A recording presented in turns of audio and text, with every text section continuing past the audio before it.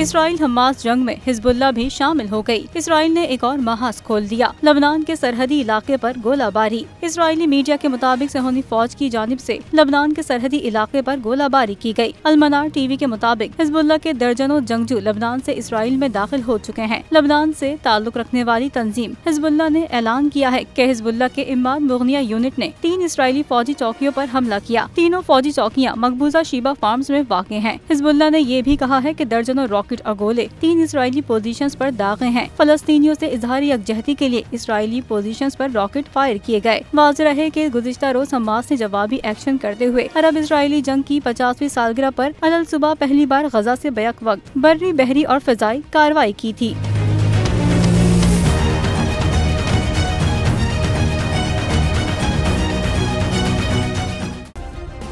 Subscribe करें और bell दबाएं ताकि कोई खबर रह न जाए।